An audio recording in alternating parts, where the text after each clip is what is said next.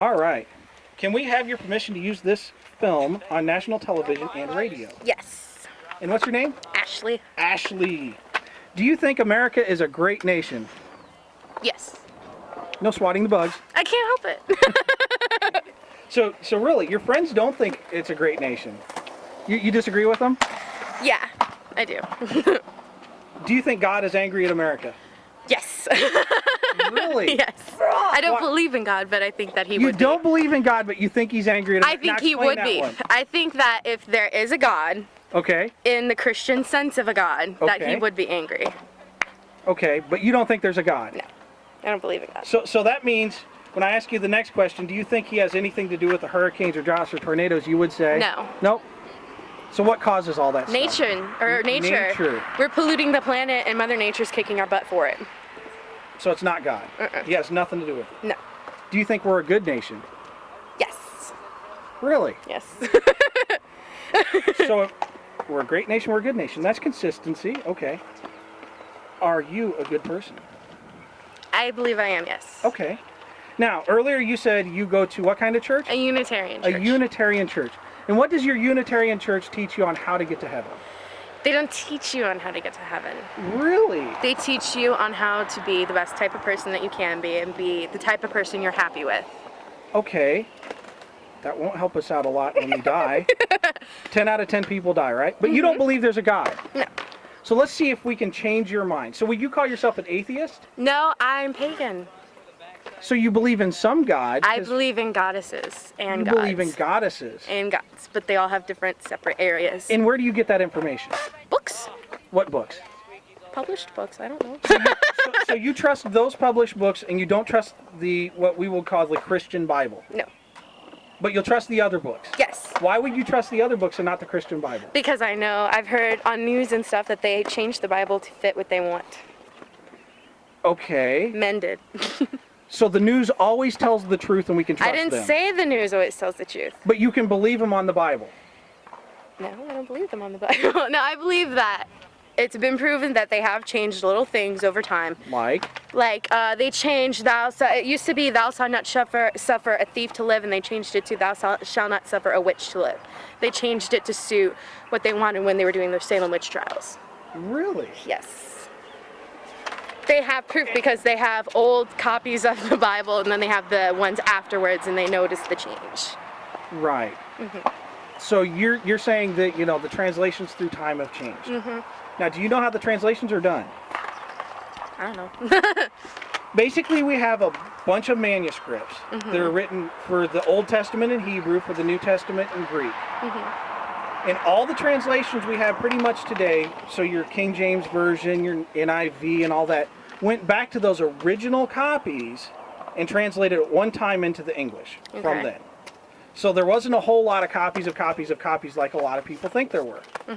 But you think they've changed? I think they've changed things to suit their actions, so they can believe that themselves are doing what they believe is right, so they can't be nailed for it later. Like murdering a group of women for being like whatever doctors of that time. They were called, like, I don't remember what they were called, but they were like basically the first doctors. They used medicines, holistic things, and they said that they were witches. Okay. So you said you're pagan. Do you believe in that witchcraft stuff? It's really dramatized by movies. I think that what the religion says and what they show and make people think the religion says is different. The whole magic thing isn't so much magic as it is putting out good energy and getting good energy back. So where does the energy come from? Within yourself. Everything's energy. There's energy in the air right now. There's energy from Earth. So who is your goddess? There's lots of them. There's Demeter, there's Athena, there's like tons of them. And goddess Aphrodite. Well, actually they all have multiple names. They stem from, there's some that are from Spain, there's some from Greek, there's some from, I don't know, around the world. It's just lots of different goddesses all grouped up. But the God of the Bible's not real? I don't believe in that. I don't believe in their version. I mean, I don't know if he's real or not, but I don't believe that what they portray him to be. Okay, so let's take that analogy a little bit. Let's say that I'm standing on top of that church building right over there. Okay. let's say I'm standing on the very tippy top, and I don't believe in gravity, and I jump off. What's going to happen? You're gonna fall. I'm going to fall, and I'm probably going to get really hurt. Yeah, and die. So it doesn't matter what we believe. What matters is what is true. Correct? It's what you believe in is true. No, if I truly believe there's no gravity. You're schizophrenic then. Then what? Then you're probably like crazy. Gravity's a proven thing. They dropped the apple off the tree. I mean, whatever the guy's name was. So there is a truth. There is a truth to it, yes. So if there's a truth to what we see here, but where's the actual tangible truth that everything in the Bible's true? Yes, there is. There is actual tangible truth or proof that everything in the Bible is true. Archaeology proves a lot of it. Archaeology proves a lot about my religion. My religion's older than your religion. I agree. But there's another proof, and it's called experience. It's like when we were little, Mom and Dad probably told you not to touch the stove. Yes, but you have to learn that on your own. That's psychology. You're right. So right there was a knowledge that you had that I shouldn't touch the stove, but you didn't really know why or know that the stove would hurt you until you actually touched it, right? Mm-hmm. It's like with God. If we trust Him, He will show us that He is real. Okay. But we have to move out of our belief in these other things into a belief of Him. We can't just try it on just to see if it's real. We have to truly believe in what He has done is real.